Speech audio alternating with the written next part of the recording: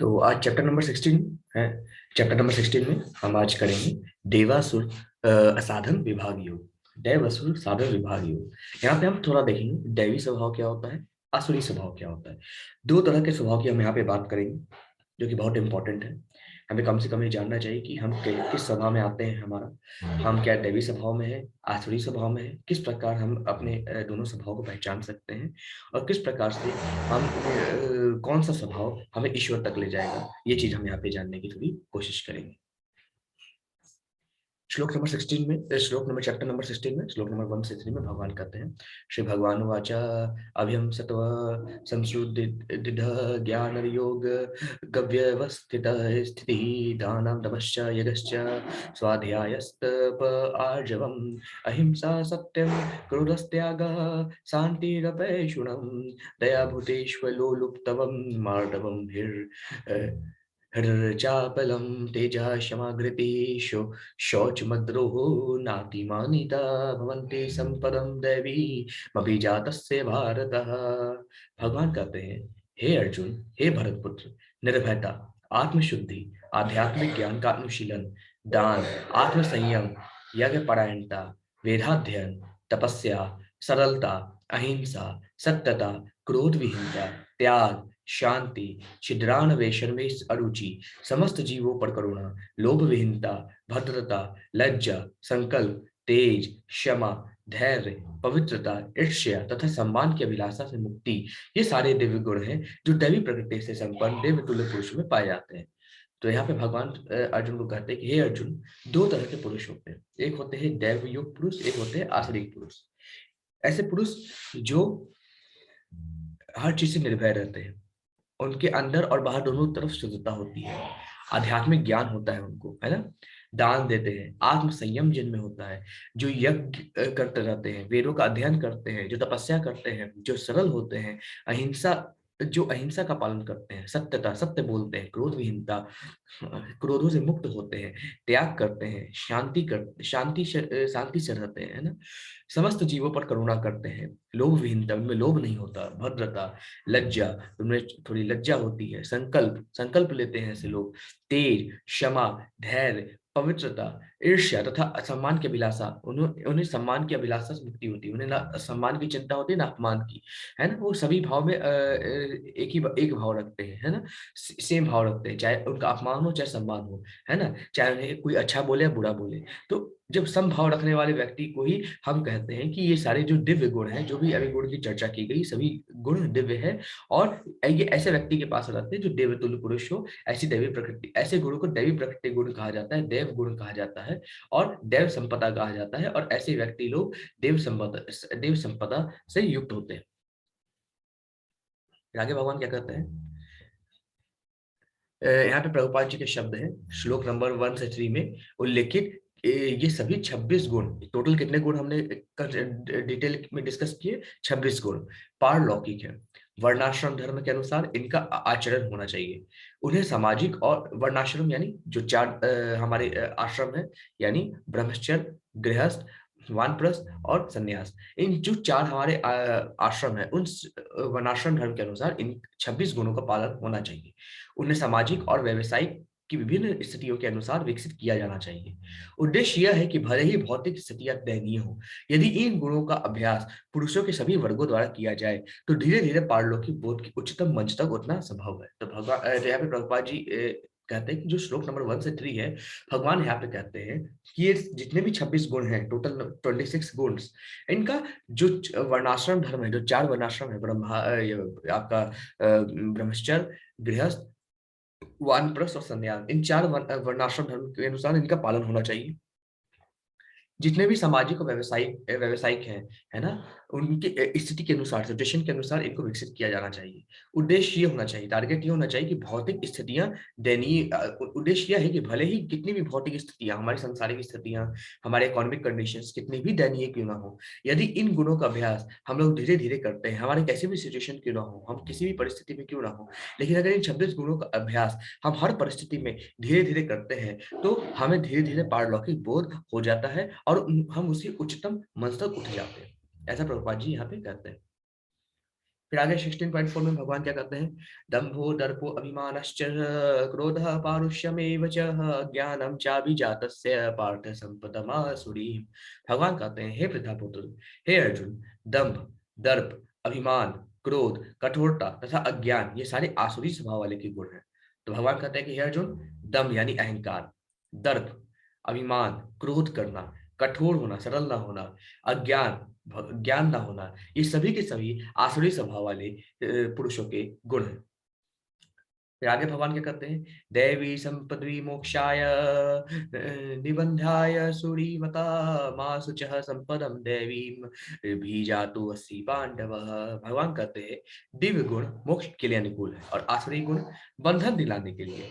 हे पांडुपुत्र, तुम चिंता मत करो क्योंकि तुम दैवी गुणों से युक्त होकर जन्मे हो। भगवान कहते हैं कि जो दिव्य गुण जिसके अंदर होते हैं वो मोक्ष के अनुकूल है। जो आसुरी गुण लेकर पैदा हुआ है वह भव बंधन में बांधने के लिए ही है ना। तो आसुरी गुण बंधन दिलाने के लिए है। और भगवान कहते हैं, हे पांडुपुत्र, हे अर्जुन, तुम चिंता क्यों करते हो, तुम तो दैवी गुण लेकर जन्म लिए हो, तुम दैवी गुणों से युक्त होकर जन्म लिए हो और तुम्हारी मुक्ति निश्चय ही है।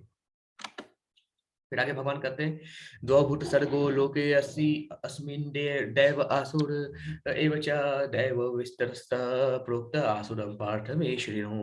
भगवान कहते हैं, हे प्रतापुत्र, इस संसार में सृजित प्राणी दो प्रकार के हैं, दैवी तथा आसुरी। मैं पहले ही विस्तार से तुम्हें दैवी गुण बतला चुका हूं, अब मुझसे आसुरी गुणों के वजह में सुनो। भगवान कहते हैं, हे अर्जुन, इस संसार में जो भगवान मेरे द्वारा सृजित प्राणी है, जो ऐसे दो प्राणी को मैंने सृजन किया है इस संसार में, मैं उसे विस्तार से तुमको बताता हूँ। मैंने तुमको दैवी गुण के बारे में बता दिया है ना। तो अब मैं तुमको आसुरी गुणों वाले पुरुष के बारे में बताता हूँ, उसको ध्यान से सुनना। फिर भगवान कहते हैं, प्रवृत्तिम च निवृत्तिम च जनाना विदुरासुरः न शौचम नापि चाचारो न सत्यम तेषु विद्यते। भगवान कहते हैं, जो आसुरी पुरुष होते हैं ना अर्जुन, वे यह नहीं जानते कि क्या करना चाहिए और क्या नहीं करना चाहिए। उनमें न तो पवित्रता, न उचित आचरण और न ही सत्य पाया जाता है। तो भगवान कहते हैं कि ऐसे जो लोग जो आसुरी पुरुष होते हैं, उनको यह मालूम ही नहीं है कि क्या करना चाहिए क्या नहीं करना चाहिए। हम में से कई लोग होंगे, आप लोगों ने देखा होगा, कई दोस्त लोग होंगे, कई रिलेटिव्स होंगे जिनको मालूम ही नहीं जीवन में क्या करना है क्या नहीं करना है, बस जिए जा रहे हैं जिए जा रहे हैं। ना तो उनमें पवित्रता होती है, ना प्योरिटी होती है, ना परफेक्ट आचरण होता है, किससे कैसे बात करना चाहिए, किससे कैसे बात नहीं करना चाहिए, ये भी उनको एक प्रॉपर डिसिप्लिन मालूम नहीं होता। ना ही वो उनमें सत्य पाया जाता है, वो हमेशा झूठ पे आश्रित रहते हैं, हर चीज में झूठ बोलते हैं, है ना। तो ऐसे लोग आसुरी स्वभाव वाले होते हैं, जो लोग ये नहीं जानते कि हमको क्या करना है, क्या करना चाहिए, क्या नहीं करना चाहिए। ना तो उनमें प्योरिटी है, ना एक परफेक्ट आचरण भी है कि किसके सामने कैसे बात करना चाहिए, और ना ही उनमें ट्रुथ पाया जाता है, ना ही सत्य पाया जाता है। फिर आगे भगवान कहते हैं, असत्यम प्रतिष्ठम ते जगदाहुरनीश्वरम अपर अपरस्पर संभूतम किमन्य तकाम हेतुकम। भगवान कहते हैं, वे कहते हैं कि यह जगत मिथ्या है, इसका कोई आधार नहीं है और इसका नियमन किसी ईश्वर द्वारा नहीं होता। उनका कहना है कि यह कामेक्षा से उत्पन्न होता है और काम के अतिरिक्त कोई अन्य कारण नहीं है। भगवान कहते हैं कि ऐसे जो आसुरिक पुरुष होते हैं वे क्या कहते हैं, जो नास्तिक होते हैं, जो निराकार ब्रह्म में विश्वास रखते हैं, ऐसे क्या कहते हैं कि ये जो जगत है, ये संसार में मिथ्या है, इसका कोई आधार नहीं है और ना ही ईश्वर इसको कंट्रोल करते हैं। ये सिर्फ और सिर्फ कामेक्षा द्वारा उत्पन्न होता है और काम के अतिरिक्त कोई अन्य कारण नहीं है। सिर्फ और सिर्फ काम ही इसके कारण है। जो संसार चल रहा है सिर्फ और सिर्फ काम के कारण चल रहा है। काम के कारण ही ये सारे संसार में जितने भी लोग उत्पन्न होते हैं सिर्फ काम इच्छा के कारण ही होते हैं। अतिरिक्त ईश्वर इसका कारण है ही नहीं, वे ईश्वर को मानते ही नहीं है ना। ये चीजें यहाँ पे बताई गई हैं, जो कि एक आसुरिक पुरुष व्यक्ति जो सोचता है कि भगवान है ही नहीं, है ना, भगवान का कोई अस्तित्व नहीं है, ये संसार सिर्फ और सिर्फ मनुष्य द्वारा चलाया जा रहा है, मनुष्य और स्त्री द्वारा ही सारे संसार में सब कुछ हो रहा है, कामेष्या द्वारा ही उत्पन्न होते हैं, संतान उत्पत्ति होती है, उसी से संसार चलता है, भगवान तो है ही नहीं। ऐसा कौन सोचता है? जो आसुरिक स्वभाव वाला व्यक्ति होता है। ज्यादातर साइंटिस्ट, ज्यादातर ऐसे लोग, जितने भी लोग हम सब जानते हैं, ऐसे लोग जो नास्तिक होते हैं वे सब आसुरिक स्वभाव को लेकर जन्म लेते हैं और उनका पतन निश्चित ही होता है। फिर आगे भगवान कहते हैं, ऐसे निष्कर्मों का अनुगमन करते हुए आसुरी लोग जिन्होंने आत्मज्ञान खो दिया है और जो बुद्धिहीन है, ऐसे अनुपयोगी एवं भयावह कार्यों में प्रवृत्त होते हैं जो संसार का विनाश करने के लिए होता है। ऐसे निष्कर्मों यानी ऐसे कर्मों को करते हुए भी ऐसे लोग ऐसे काम कर जाते हैं जिससे वे कभी संसार या समाज का भला कर ही नहीं पाते। वे ऐसे इतने बुद्धिहीन होते हैं कि ऐसी चीजों का निर्माण करते हैं जो संसार के विनाश के लिए होता है, उसके उत्थान के लिए नहीं। जैसे आप जानते हैं कि आजकल हर जगह एटम बम, हर तरह के बम विकसित कर लिए गए हैं, सिर्फ और सिर्फ एक डर के माहौल में। एक तरह का आप समझ सकते हैं कि एक ने एटम बम बनाया, दूसरा भी एटम बम बना रहा है, सिर्फ और सिर्फ एक कंपैरिजन को लेकर, है ना? तो इस तरह की चीजों को लेकर हम अगर देख सकते हैं कि किस प्रकार से पढ़े लिखे लोग, साइंटिस्ट लोग सिर्फ और सिर्फ अपना दिमाग एटम बम संसार के विनाश के लिए लगाते हैं। या अगर एटम बम किसी भी कारण से अगर फट जाता है तो संसार को कितना नुकसान होगा, कितना हमें इस चीजों को जो है झेलना पड़ेगा, है ना? तो ये तो कोई सोच नहीं रहा है। जितने भी लोग हैं सब आसुरिक स्वभाव के, भगवान को मानते नहीं है। वे सब मानते हैं कि मानव समाज सिर्फ और सिर्फ कामेच्छा से चल रहा है ना? तो ऐसे लोग जो है विनाश की चीजें ही बनाते हैं जो संसार को विनाश करने के लिए होता है। एटम बम, हाइड्रोजन बम, अलग अलग तरह के बम बनाते हैं, अलग अलग तरह के हथियार बनाते हैं जिससे सिर्फ और सिर्फ विनाश ही हो। कभी ऐसा कुछ बनाया ही नहीं, कभी ऐसा कुछ किया ही नहीं जिससे मानव समाज का कल्याण हो। ऐसा हर चीज किया जिससे या तो हवा पॉल्यूट हो, वाटर पॉल्यूट हो, पॉल्यूशन फैले, हर चीज ऐसा किया जिससे संसार का नाश हो, है ना? कभी क्या मानव समाज के उत्थान के लिए कुछ किया जा रहा है? क्या नहीं किया जा रहा है। सिर्फ विनाश के लिए काम किया जा रहा है ना? हर जगह हथियार की ओर लगी हुई है, मिसाइल की ओर लगी हुई है हर जगह, है ना? हर जगह इस तरह के आप देख सकते हैं किस तरह की चीजें बनाई जा रही हैं। कभी भी ऐसी कोई चीज अभी तक नहीं बनाई गई जो संसार के उत्थान के लिए हो। हर चीज इसीलिए बनाई जा रही है कि संसार का विनाश कैसे हो जाए। फिर आगे भगवान क्या कहते हैं श्लोक नंबर 10 में, कभी न संतुष्ट होने वाले काम का आश्रय लेकर तथा गर्व के मद एवं मिथ्या प्रतिष्ठा में डूबे हुए आसुरी लोग इस तरह मोहग्रस्त होकर सदैव क्षण भंगुर वस्तुओं के द्वारा अपवित्र कर्म का व्रत लिए रहते हैं। तो भगवान कहते हैं कि कभी न संतुष्ट होने वाले ऐसे काम का आश्रय लेकर तथा गर्व की मद में एवं गर्व के मद यानी अहंकार एवं मिथ्या प्रतिष्ठा, झूठी प्रतिष्ठा कि हाँ हम ये हैं, हम वो हैं, ऐसे लोग ऐसे प्रतिष्ठा में डूबे हुए ऐसे आसुरी लोग जो हैं इस तरीके से मोहग्रस्त होकर, है ना, सदैव इन क्षण भंगुर वस्तुओं के द्वारा, जो भी क्षण भंगुर वस्तुएं हैं, थोड़े समय के लिए रहने वाली वस्तु हैं, उनके द्वारा अपवित्र कर्म का व्रत लिए रहते हैं।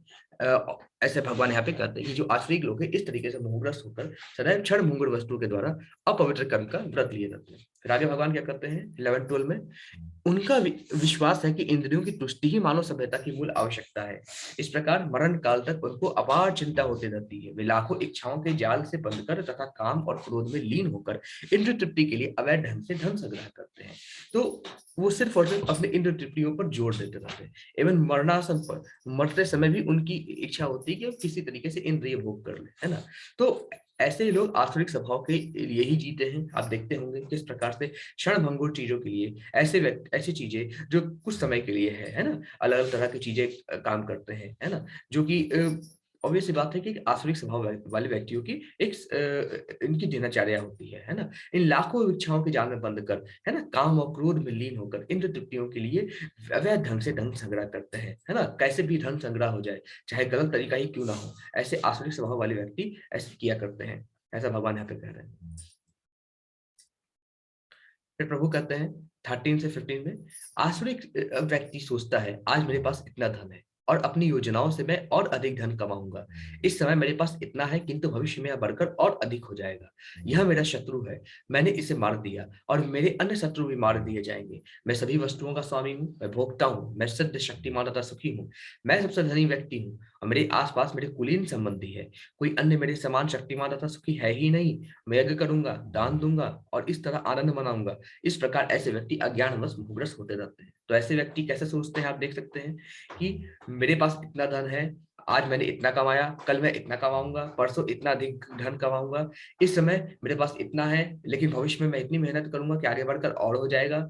वह मेरा शत्रु है, जो सामने बैठा पुरुष है वो मेरा शत्रु है, मैंने उसे मार दिया और अनेक मेरे दुश्मन हैं उनको भी मैं मार दूंगा। मैं सभी वस्तुओं का स्वामी हूँ, मैं ही भोगता हूँ, मैं ही शक्तिमान हूँ, मुझसे ज्यादा शक्तिशाली कोई है नहीं, मैं सबसे ज्यादा धनी व्यक्ति हूँ, मेरे आसपास मेरे सभी गरीब लोग रहते हैं, गरीब संबंधी रहते हैं, कोई अन्य मेरे समान शक्तिमान तथा सुखी नहीं है। मैं यज्ञ करूंगा, मैं ही दान दूंगा, मैं मेरे पास इतना पैसा है, मैं यज्ञ करूंगा, मैं दान दूंगा और इस तरीके से आनंद मनाऊंगा। इस प्रकार ऐसे व्यक्ति जो होते हैं मोह के वश हो जाते हैं ना। तो ऐसे व्यक्ति होते हैं जिनको पता नहीं होता वो क्या कह रहे हैं, है ना, जबकि उनको कहना चाहिए जो भी चीजें हैं वो सब प्रभु नारायण की कृपा से है, लेकिन वो अपने आप को ही सब कुछ समझने लगता है कि मैं ही, मेरे कारण ही हुआ है, हाँ मेरे पास इतना पैसा, मैं ये भी करूंगा, मैं वो भी करूंगा, ऐसे अहंकार के वश हो जाते हैं। तो इस प्रकार ऐसे व्यक्ति अज्ञानवश मोहग्रस्त होते रहते हैं। आगे भगवान कहते हैं स्थित में, अनेक चित्त विभ्रांता मोहजाल स्मावृतः प्रस्कतः काम भोगेषु पतन्ति नरकेश नरके असुचो। भगवान कहते हैं इस प्रकार अनेक चिंताओं से उद्विग्न होकर तथा मोहजाल में बंधकर ये इंद्रिय भोग से अत्यधिक आसक्त हो जाते हैं और नरक में गिरते हैं। भगवान कहते हैं कि इस तरह की चिंताओं से उद्विग्न होकर तथा मोहजाल में बार बार बंधकर इंद्रिय भोग से अत्यधिक आसक्त हो जाते हैं और इस तरीके से बाद में जाके ऐसे लोग नरक के गामी होते, नरकगामी होते हैं। फिर आगे भगवान कहते हैं अहंकारम बलम दर्पम कामम क्रोधम च संश्रितः मामात्म परदेहेषु प्रतिष्वन्तो अभय सूयकः। भगवान कहते हैं मिथ्या अहंकार, बल, दर्प, काम तथा क्रोध से मोहित होकर आसुरी व्यक्ति अपने शरीर से तथा अन्यों के शरीर से स्थित भगवान से ईर्ष्या तथा वास्तविक धर्म की निंदा करने लगते हैं।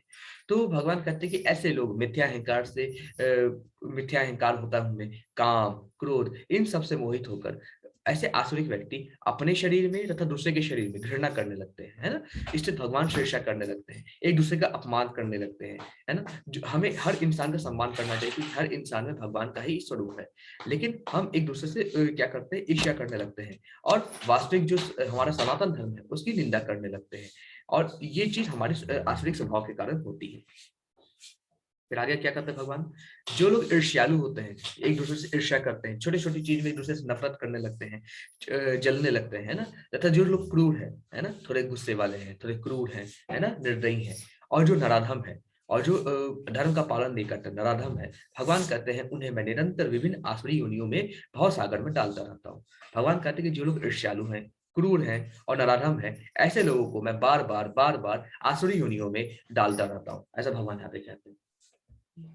फिर आगे भगवान कहते हैं हे कुंती पुत्र, ऐसे व्यक्ति आसुरी योनि में बारंबार जन्म ग्रहण करते हुए कभी भी मुझ तक नहीं पहुंच पाते, वे धीरे धीरे अत्यंत अधम गति को प्राप्त होते हैं।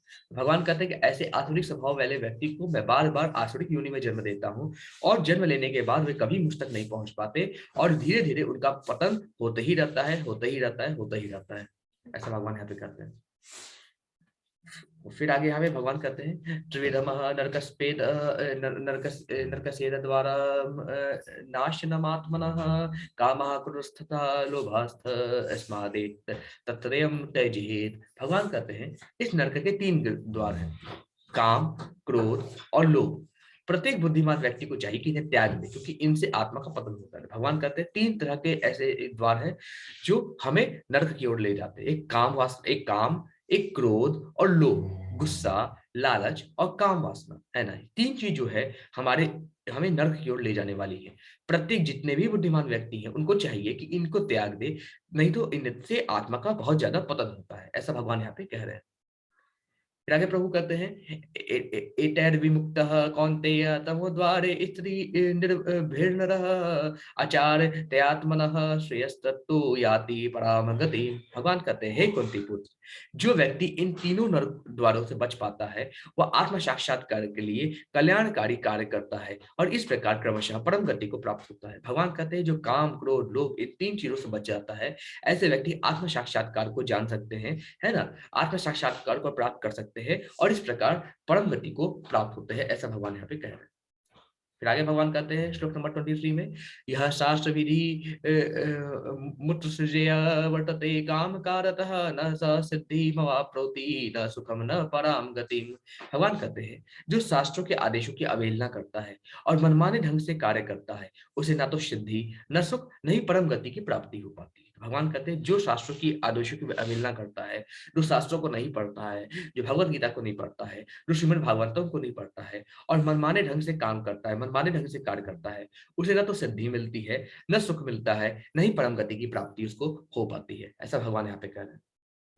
फिर आगे प्रभु कहते हैं तस्माक्ष शाश्वतम प्रमाणम ते कार्य अकार्य व्यवस्थितो ज्ञात्वा शास्त्र विधानोक्तम कर्म कर्तु विहाससी। भगवान कहते हैं हे अतएव हे ये मनुष्य को यह जानना चाहिए कि शास्त्रों के विधान के अनुसार क्या कर्तव्य है और क्या अकर्तव्य है। उसे विधि विधानों को जानकर कर्म करना चाहिए जिससे वह क्रमशः ऊपर उठ सकेगा।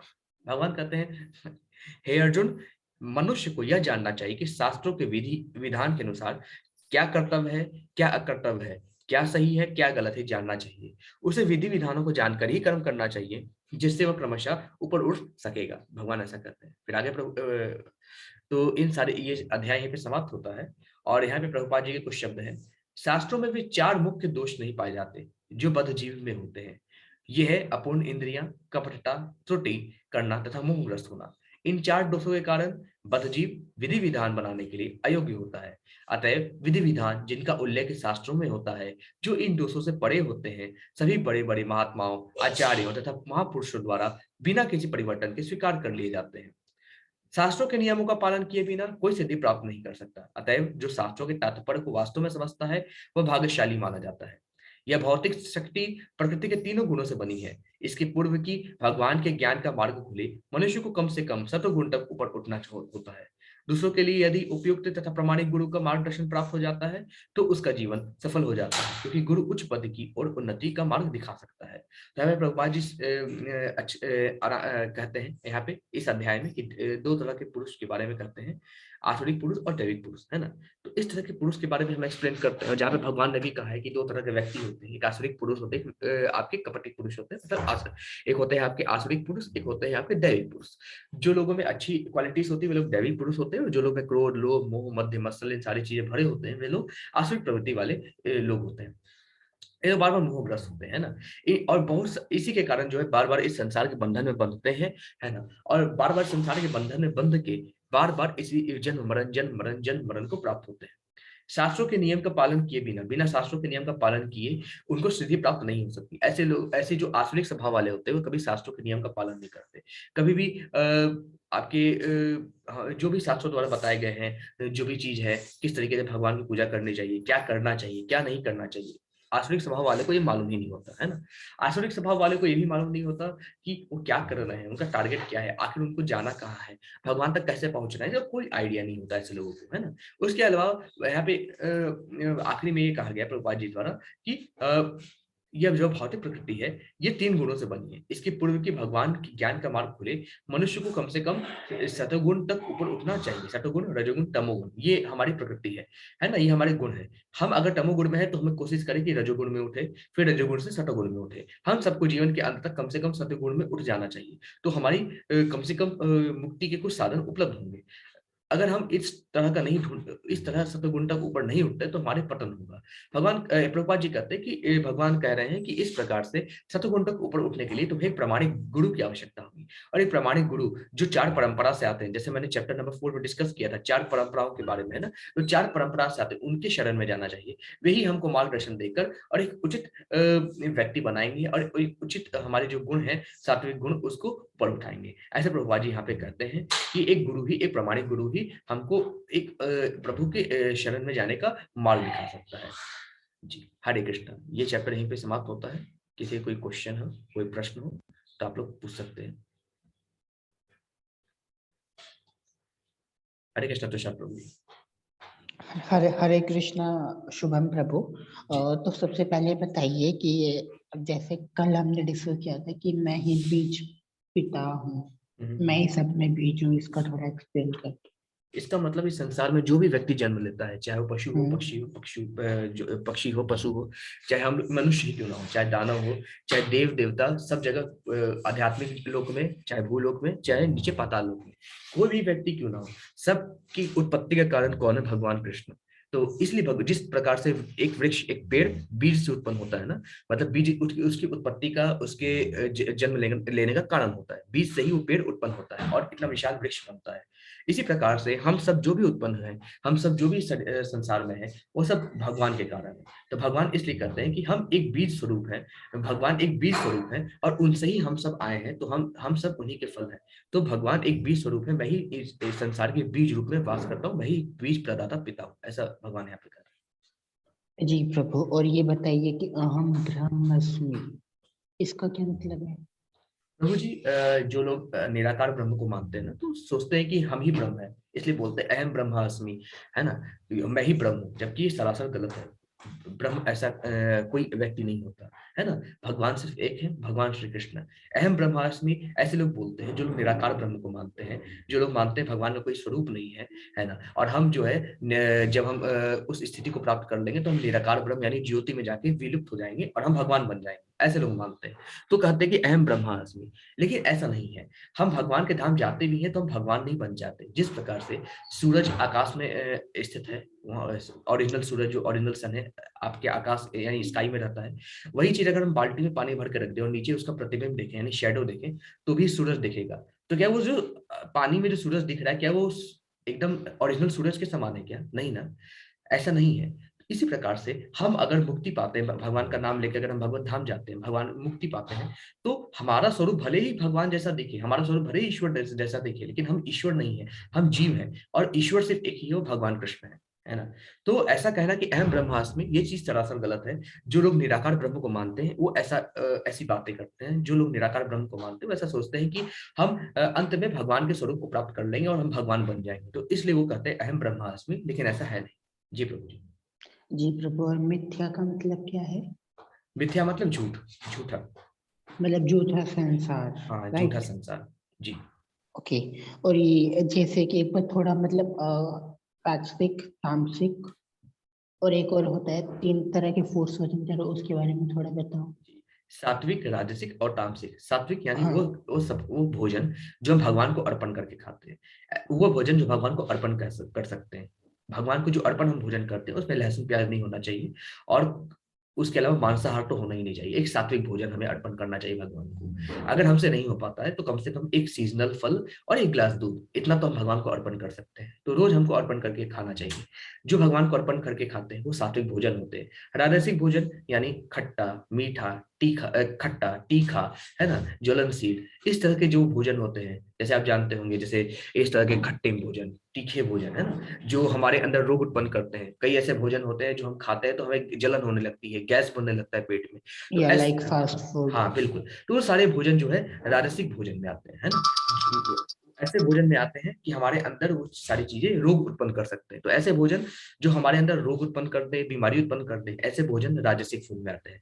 तामसिक फूड जैसे आपका जितने भी मांसाहार है, नॉन वेज फूड है, वो सभी फूड तामसिक में आते हैं। या ऐसे भोजन जो 4 से 5 घंटे पहले पकाया गया हो, है ना, मिनिमम तो हम लोग यहाँ पे 3 घंटा मानते हैं, 3 घंटा से पूर्व भी पकाया गया जो भोजन है वो तामसिक आहार में आता है। वो भोजन हमें नहीं करना चाहिए। हमेशा हमको, ऐसा क्यों प्रभु? ऐसा शास्त्रों में लिखा है प्रभु जी, कि हमें जो है 3 घंटे से पूर्व पका हुआ भोजन हमको नहीं करना चाहिए। भगवत गीता में भी इसका उल्लेख है कि हमें जो है जब भी भोजन करे तो हमें सिर्फ फ्रेश भोजन करे। ऐसा कभी कभी होता है हम लोग के घर में कि हम रात के बचा हुआ भोजन सुबह करते हैं, या सुबह बचा हुआ भोजन जो है हम दोपहर या शाम को करते हैं। तो ये चीज नहीं करना चाहिए। हमें जो भी भोजन करे फ्रेश करें, जो भी भोजन करे भगवान को अर्पण करके करें, वही सबसे उत्तम है। जी प्रभु जी। जी प्रभु, और एक मेरा लास्ट क्वेश्चन है कि how to stop over eating. Over eating. या लाइक मैंने एक बार खाना खा लिया, फिर मुझे मीठा भी चाहिए, फिर मुझे कुछ खट्टा चाहिए, लाइक मेरी आदत है। प्रभु जी यही है कि अपनी इच्छाओं पे कंट्रोल करना, अपने मन पे कंट्रोल करना, है ना। और मन पे कंट्रोल करना, जैसे मैंने आपको बताया कि बार बार अभ्यास करना होगा मन को कंट्रोल करने के लिए। निरंतर अभ्यास चाहिए। जब तक हम निरंतर अभ्यास नहीं करेंगे हमारे मन कंट्रोल में नहीं आएगा। और हमें उतना ही भोजन करना चाहिए जितना ही हमारा शरीर स्वस्थ रह सके। ओवर ईटिंग भी एक समस्या है, जिससे हमें अनेक प्रकार के रोग उत्पन्न हो सकते हैं, है ना। तो हम अपनी इच्छाओं पे, अपने मन पे कंट्रोल रखें, निरंतर अभ्यास करें कि हमारा मन हमारे कंट्रोल में रहे। जो हम एज ए जीवात्मा मन को निर्देश दें, उसी प्रकार से वह मन काम करे, वो मन कंट्रोल में रहे। और सेकंड थिंग, हमें एक तरह की विरक्ति करनी होती है, मतलब कि एक तरह का हमें ये समझाना होता है मन को कि सारी चीजें जो है सब मिथ्या है ना। सभी कुछ क्षणभंगुर है, कुछ ही समय के लिए है। अगर हमारा शरीर ही स्वस्थ नहीं रहेगा तो इन सारी चीजों को खा के हम करेंगे क्या? अगर ओवर ईटिंग हम ज्यादा कर लेते तो हमारे रोग उत्पन्न होते हैं। तो हमें समझाना होगा कि जो भी चीज खाएं सात्विक खाएं, जो भी चीज खाएं लिमिट में खाएं, हर चीज की लिमिट होती है, लिमिट में खाएं तो हम स्वस्थ भी रहेंगे, है ना। और इस तरीके से हमको मन को समझाना होता है। तो बार बार अभ्यास करके मन को ही ऐसे समझा सकते हैं, मन को कंट्रोल में करना होगा, तभी हम आगे बात कर सकते हैं। और इन सारे जो स्वाद है उनके प्रति हमारी विरक्ति होनी चाहिए, है ना। जो भी हम खाएं सिर्फ और सिर्फ अपने शरीर को ऐसे रखने के लिए खाएं कि शरीर स्वस्थ रहे। हम स्वाद के पीछे ना भागे, है ना। स्वाद के पीछे भी एक आसक्ति होती है ना, वो भी एक आपका यहाँ पे कर्म बनता है आसक्ति का भी, है ना। तो कभी भी हमें किसी के प्रति आसक्त नहीं होना चाहिए। जी प्रभु। जी प्रभु, शुक्रिया। हरे कृष्णा। हरे कृष्णा प्रभु जी। संजय कुमार जी कह रहे हैं हम कैसे जान सकते हैं कौन स्वर्ग जा रहा है या नरक। प्रभु जी जैसे मैंने बताया कि दो तरह के व्यक्ति होते हैं, एक होते हैं आसुरिक स्वभाव वाले, एक होते हैं दैविक प्रकृति वाले। दैविक प्रकृति वाले के गुण टोटल 26 गुण अभी हमने डिस्कस किए थे, है ना। वो गुण जिसके पास होंगे वो स्वर्ग को जाएगा। और जो लोग नरकगामी होते हैं, जो लोग आसुरिक स्वभाव वाले होते हैं, भगवान को नहीं मानते हैं, अपने अहंकार में रहते हैं, सोचते हैं कि मेरे अंदर टैलेंट है, मेरे ही कारण मैं सब कुछ कमा रहा हूँ, मेरे ही कारण मैं अपने परिवार का भरण पोषण कर रहा हूँ, मेरे ही मेहनत के कारण बंगला गाड़ी नौकर चाकर सब मैंने रखे हैं, है ना। मैंने ही अपने परिवार को सब सुविधा प्रदान की है, मैं सर्वशक्तिमान हूँ, मेरे पास इतना पैसा है, मैं दान करूंगा, मैं खुद दान करूंगा, मैं यज्ञ करूंगा, मैं ये करूंगा वो करूंगा। ये अहंकार में है कि मैंने कमाया है, जबकि हमको क्या रहना चाहिए, प्रभु की कृपा से हमको प्राप्त हुआ, है ना। तो जो व्यक्ति इस तरीके का भाव रखता है कि मैंने सब कुछ किया, भगवान है ही नहीं, भगवान कुछ है ही नहीं, ये संसार सिर्फ और सिर्फ काम वासना से चलता है, मतलब कि सिर्फ और सिर्फ मनुष्य से चलता है, भगवान का अस्तित्व ही नहीं है जैसा कई लोग मानते हैं। तो ऐसे लोग जो है नर्कगामी होते हैं। भगवान कहते हैं कि ऐसे लोगों को मैं बार बार नर्क की योनि में डालता हूँ, बार बार ऐसे नीच योनि में डालता हूँ कि वो मुझ तक पहुंच ही ना सके, है ना। क्योंकि ऐसे लोग भगवान को जो नहीं मानते हैं, जो भगवान को नकारते हैं, ऐसे लोग स्वर्गगामी तो नहीं हो सकते, ऐसे लोग नरकगामी होते हैं, भगवान उनको बार बार आश्रय योनि में डालते रहते हैं। जी प्रभु जी। और किसी को कोई प्रश्न है तो चैट बॉक्स में लिख सकते हैं या हैंड रेज कर सकते हैं, किसी को कोई क्वेश्चन हो तो।